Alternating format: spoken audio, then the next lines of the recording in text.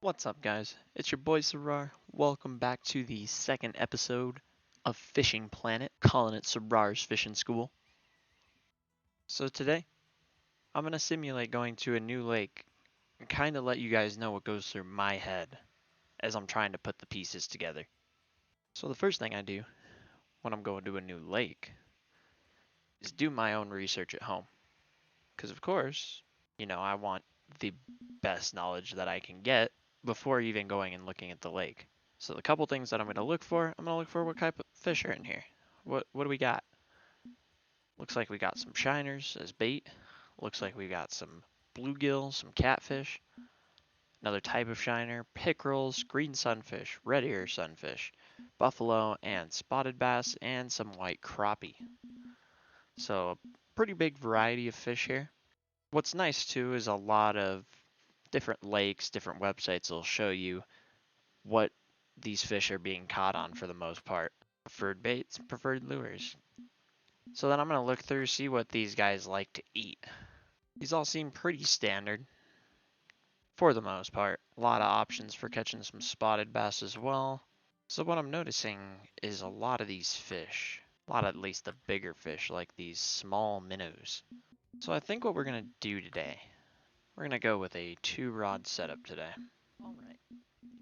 So now I took the time to buy up the different lures that I was going to need and the different baits, rods, all that stuff. So I got a float rod over here. It's going to have a float. It's got some 6-pound fluorocarbon. Got a nice leader on it with a size 1 hook and a small minnow.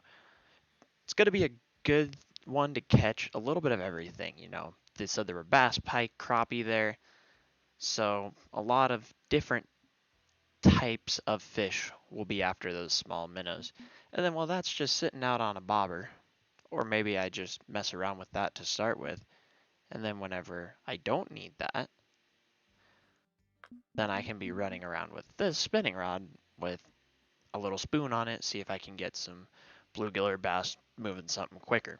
So really quickly, I'm also going to look at the weather before I get out there just to double check. Daytime temperatures look like they're going to be in the mid 60s, which for Texas, pretty standard, with 64 to 68 degree water temperatures.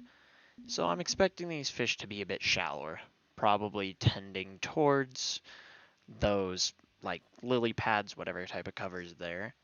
But in the early morning, they might be looking for that spoon. So definitely a good thing to keep on us. So we'll go ahead and get to the lake now that we got all of our stuff ready. Alright, typically before I go out as well, I'll go actually look and see what areas of the lake seem to be the ones that hold the most fish.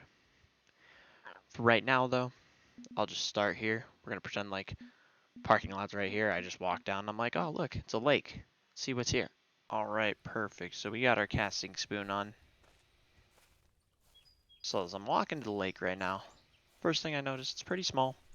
Pretty small, there's a little bit of wind right now. I'm looking around trying to see what type of plants are in the water. Now it looks like we got some sort of hydrilla or lake grass of some sort. Looks like we got fish busting in the middle as well. So, since I got the spoon out, might be worth a cast just right off the bat, just to see if there's any fish out here. Who knows, with this many fish busting, it might be worth pulling out a popper.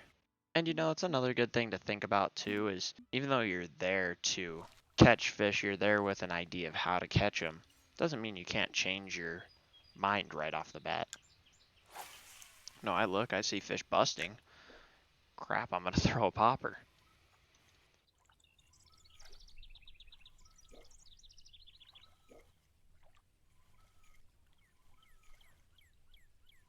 Oh, there we go. And just like that, that popper's just gonna give that much more commotion on the surface as opposed to like, a spoon. As far as colors go, I mean, my general rule of thumb is match the hatch. So whatever type of forage or prey's in the water, that's what you should use. That being said, the silver with the black back that you see in the top right, that pretty well mimics like any type of bait fish. Shad, silver sides, threadfin. Let's get this guy in. Oh, swing him. See what we got here. Ooh, really nice or spotted bass rather. Look at that. We got a nice 2-pound spotty to start the day on the popper. So that's a good start. We're able to catch a fish pretty quickly on the popper. In fact, it was first cast with the popper we were able to get one. Still seeing more busting out there, so I'm going to try and hit those fish on the head. Just because they're not active on the surface on this side doesn't mean that they're not there. Oh, yep. See exactly what I said. Oh, oof. He's going to the shore.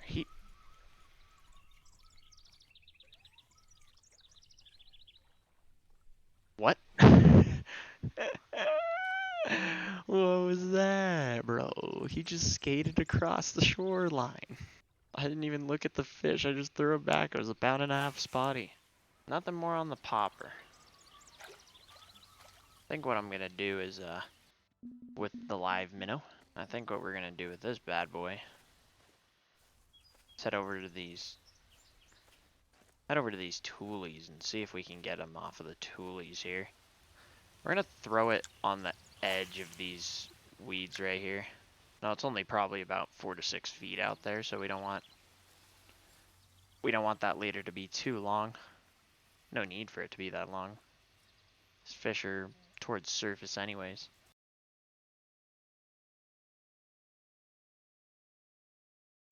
Then I think we're gonna switch back to the spoon and try and twitch the spoon around. Oh my. Oh, he got railed right now. Oh my. There we go.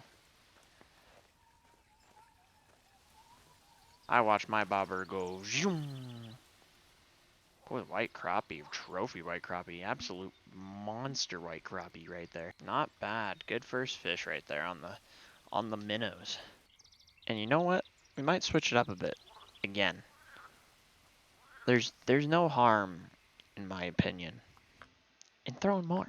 Like throwing more stuff, throwing bigger stuff. Throwing something a little different. So that's what we're gonna do. We're gonna pull out a jig and we're gonna fish it like a swim jig. So instead of what typically happens, which is you drop this thing to the ground and just slowly move it, we're gonna kind of swim this thing and bounce it around. It's gonna look like a bluegill. So a lot of those bigger fish like pike and or the bass will see this thing and think it's a big meal. They'll be more likely to come up and hit this thing.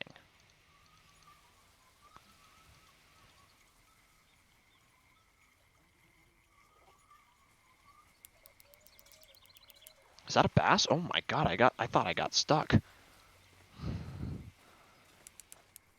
Oh, there, oh boy, there he goes. There it is. Looks like a bluegill. And these fish can't resist a big meal. And now there he goes, skating on the shoreline again. Nice little spotted bass. So there you go, we might have figured something out. Maybe their main forage is something more like a bluegill than it is a shad. There we go. Right on the edge of the weed line again. Guy wasn't as big. Smaller spot, about a pound. Still not bad. Oh. Bait is moving around. Come on. I'm waiting. Oh, yep. Yep, he's running with it, he's running with it. There we go. There we go, guys. We finally got one on that little minnow. Nice white crappie. Gonna put him in the box. I think I am gonna switch it up a bit. Let's try and go back out to where those fish were busting up earlier. See if those schools kind of went back to their same areas. Water temp went down as well. Wait. Oh my goodness, I was about to pull it in. I must have got bit as I was pulling it in. Holy, that's a good bass too. Hello? Okay, there we go. Nice bass too. Really nice, 1.6 pounds.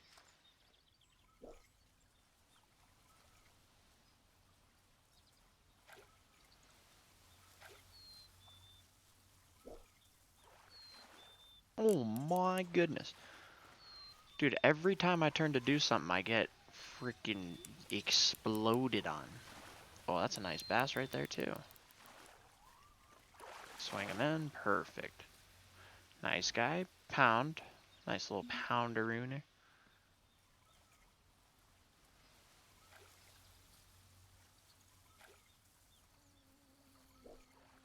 Oh my goodness.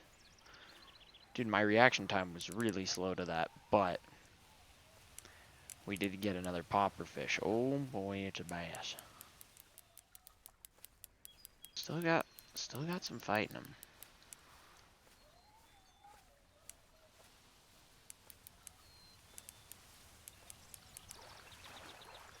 There we go. Let's just tighten up the drag a little bit, push him in. There we go. Good bass right there. 1.8 pounds. What an absolute beast. So just to kind of summarize today, if this were a real day on a real lake, how would I look back and summarize it? Well, here's what it comes down to. I came in with an idea of what type of fish were in the lake, what kind of baits they seemed to bite on, and I went in with a game plan. That game plan changed throughout the day. I saw things that I liked, I saw things that I didn't like, and I was able to. Oh my. Hold on, give me a sec. Alright, anyways. So I saw things I liked, I saw things I didn't like, and I was able to make the adjustments that I needed to. And that's a lot of what it comes down to, is just making adjustments on the fly. A lot of people underestimate the power of adaptability in fishing. The more adaptable you can be to changing conditions, we saw that cloud cover come in and we switched back out to that deep water where they were originally on those shad, and we started catching more popper fish again. We made the switch when the sun came out to be closer to those lily pad edges and those grass edges, and we started catching crappie and bass there. So a lot of fishing is about adaptability and adapting to the changing conditions. Not one day is going to be the same, and not 1 hour is going to be the same. I mean, it was bluebird skies at around 7, 8 o'clock, but now it's back to this. So that's all I got for you guys today. Thank you guys so much for tuning in. Hopefully there'll be more of these coming out very soon. Please, as always, if you guys have questions about what I've been doing, specific questions about fishing, or just want to see something else, please throw it in the comments down below. Sub to the YouTube for more content. Thank you guys again. I will see y'all in the next one. Peace out.